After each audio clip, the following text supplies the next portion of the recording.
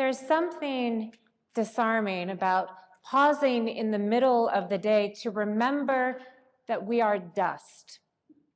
The rhythm of work and errands and responsibilities have not stopped simply because we have stepped into this space. Some of you will return to offices or classrooms or kitchens after the service. Some of you have slipped away from meetings or the quiet routines of retirement.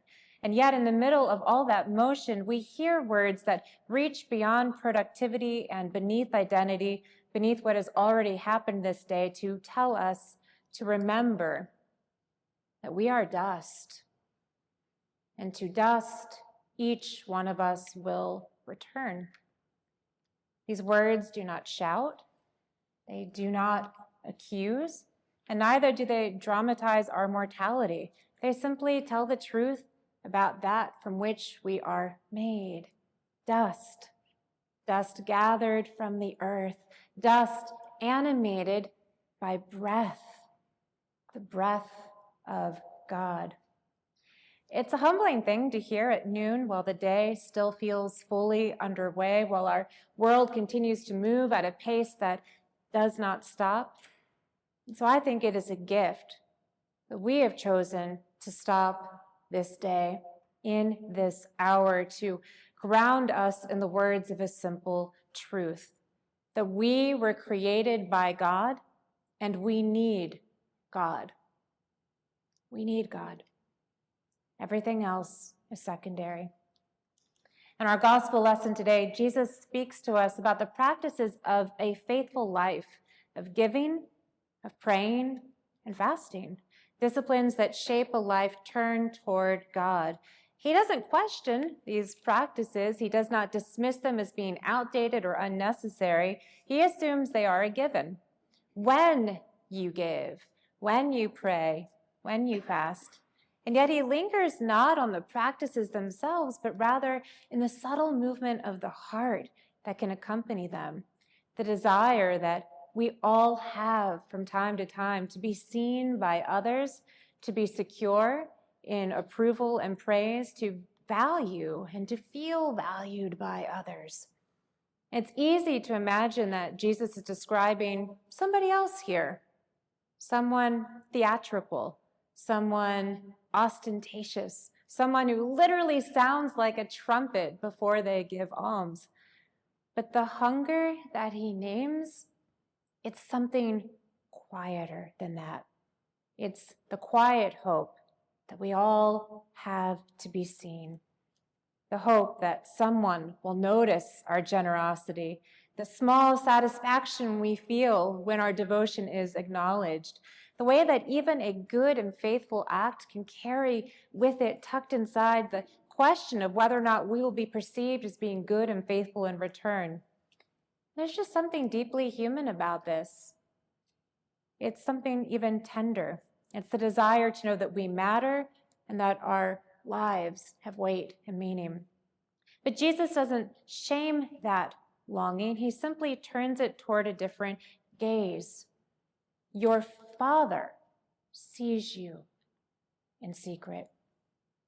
Your Father sees you.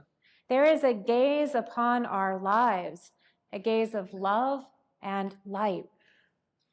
Last summer, during my sabbatical, I had the opportunity to visit Napa Valley during a time in California. And it's a place that's primarily known for its vineyards and its carefully tended rows of grapes which stretch across these sunlit hillsides. And the valley really is uniquely beautiful. It's sun-drenched, and there are all these gorgeous vineyards and flowers that are blooming. But what I ended up finding the most captivating was actually something that was found off the beaten path. It was the discovery of this little-known petrified forest that's tucked near the hills off to the side of all of these vineyards. 3.5 million years ago, long before all the vineyards, there was a violent volcanic eruption, and it's not too far from what we know as Mount St. Helena, and it leveled an ancient forest of redwoods. The explosion knocked them down, and it covered it all in these thick layers of ash. And what seemed like total destruction, trees that were felled, life extinguished, everything reduced to debris, it actually became the beginning of a process that had the ash that was buried, and it deprived everything of oxygen. And so the trees did not decompose in an ordinary way. Over the course of these million years, mineral-rich water moved through the soil, and silica entered the cells of the wood. And so gradually, over time, imperceptibly, the organic material was replaced, but the shape remained. The grain remained. What was living wood became stone. So I have a piece of this.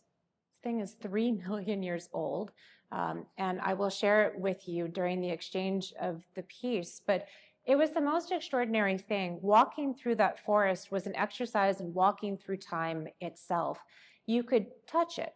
You'll get a chance to trace the curve of a trunk, to see where bark had once held fast, to even see the rings of growth on the trees. And yet, when you touch it, it really is like stone. It's cool, it's hard, it's unyielding. What had been covered in ash, in some mysterious way, was then preserved by it. What looked like ruin became the condition for transformation. Ash in that place was not simply the sign of an ending. It was the medium through which something was held long enough to be made new. On Ash Wednesday, we receive on our foreheads the residue of that which has been burned. We hear words about returning to dust. And in a culture that spends so much time and energy trying to appear strong, self-sufficient, endlessly upward moving, there is something bracing and true about kneeling to have ash pressed onto our skin. It tells us the truth about our limits. It tells us the truth about our mortality. And it tells us the truth about the fact that no matter how carefully we curate our lives, no matter how compelling our achievements or how admired our devotion, none of it grants us permanence. And yet, we also know that dust is something beautiful and creative in the hands of our God, that in Genesis, God gathers dust with divine hands, shaping it into human form, breathing into it life itself. Dust is not an afterthought in biblical imagination. It's the starting point. Dust is touched by God, animated by Spirit. Dust carries within it the imprint of a creator who sees and delights in us and calls it good. And so the tension which Jesus names in Matthew's gospel is not, in fact, that we are dust.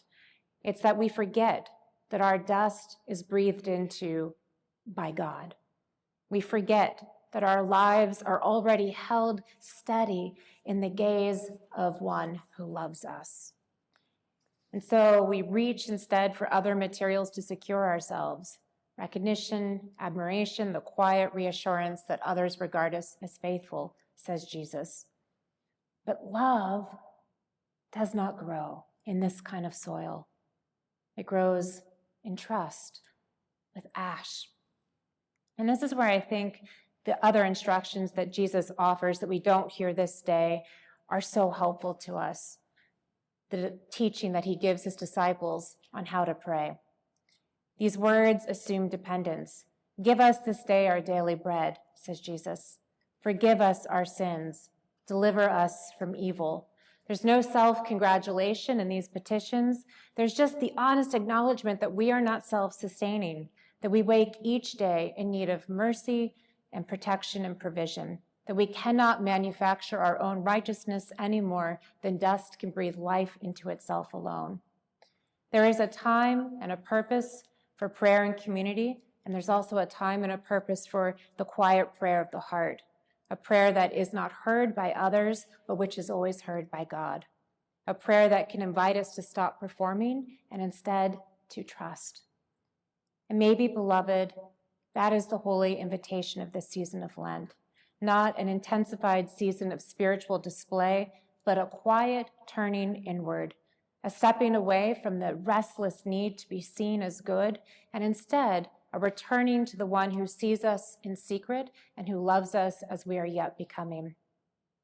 Standing in that petrified forest, I remember being so struck by the feeling of time having stood still and found myself just thinking about time, not in the anxious way we usually think about it, but in a slower way, a geological way. The trees didn't hurry their transformation. They didn't strive to become stone. Instead, they were stripped down, they were covered, held, saturated over the ages with something that actually entered them cell by cell.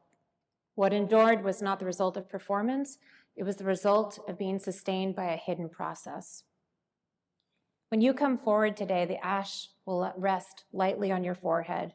And by the end of the afternoon, it may have smudged or faded. Maybe someone at the grocery store will notice it.